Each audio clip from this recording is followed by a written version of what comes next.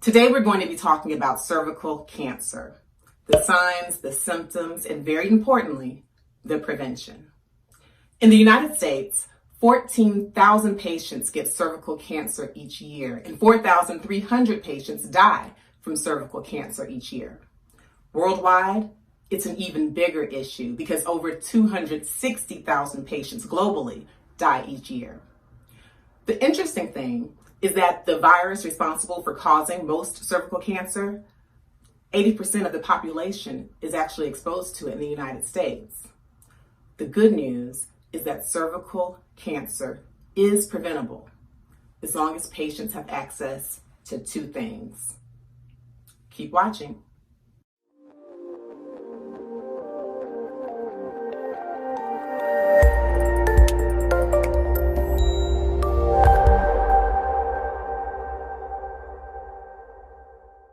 I'm Dr. Frida. I'm a physician who practices at Emory University Hospital Midtown here in Atlanta.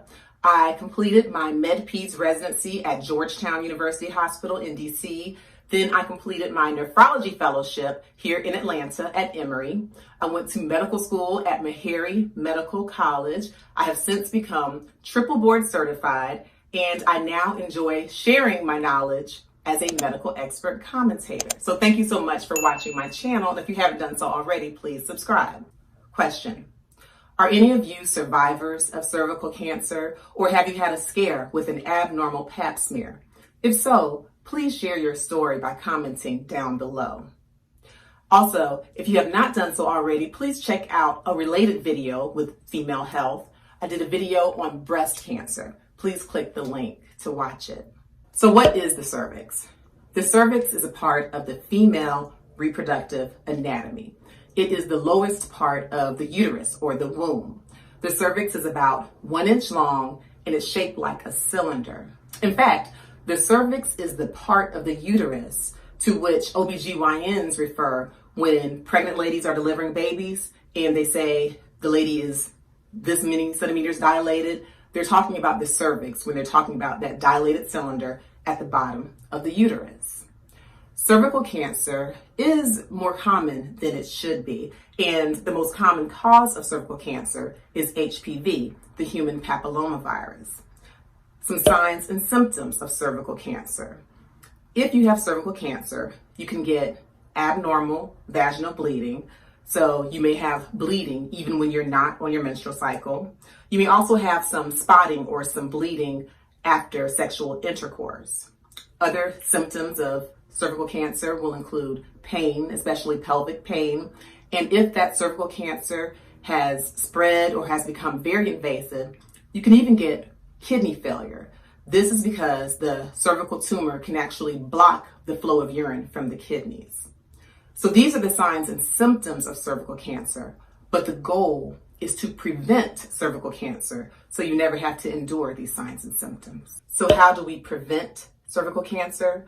We do so with screening and prevention. And our two main tools are the pap smear and the HPV vaccination. So let's start with the HPV vaccination. HPV is also known as human papilloma virus. It's actually a sexually transmitted infection. It's an STI, and it's the most common sexually transmitted infection.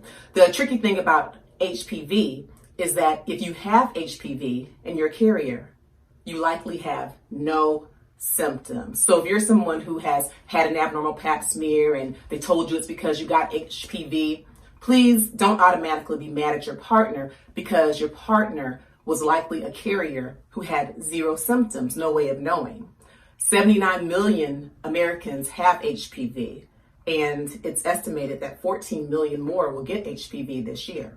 So again, HPV is a sexually transmitted infection. It comes from skin-to-skin sexual contact. That means you can get it from vaginal sex, from anal sex, from oral sex, even from hand to genital contact. You cannot get it from things like sitting on a toilet. That is a myth. To prevent getting HPV, abstinence from all sexual activity is, of course, the best way. Using condoms or barrier methods can help to prevent HPV, but it's no guarantee.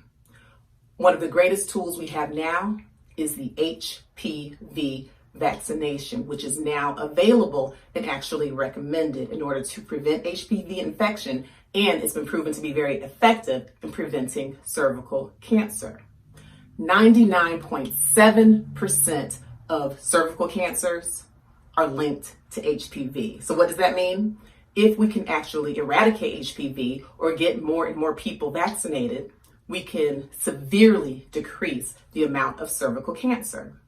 So the HPV vaccination is recommended between the ages of 9 and 26 years of age. And actually, pediatricians start to give HPV to most patients between the ages of 11 and 12. If you are younger than 15, you should get 2 doses of the HPV vaccination 6 months apart. And if you are older than 15 years old, you should get 3 doses of the vaccination within 6 months. Now, you can't get the HPV vaccination as young as 9 months or as old as 26 years of age. And now there have been some randomized controlled studies suggesting that the HPV vaccination is also safe up to 45 years of age. Let me ask you this. What do you think about offering this HPV vaccination at such a young age, at 11 or even as young as 9 years old?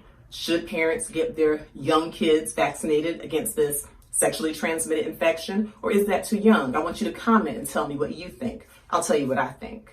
So yes, we are talking about cervical cancer, but because both men and women are carriers of HPV, which causes cervical cancer, it is important for both males and females to watch this video and to protect themselves against the HPV virus via the vaccination. So we talked about the HPV vaccination as a preventative measure for cervical cancer. Now let's talk about the Pap smear.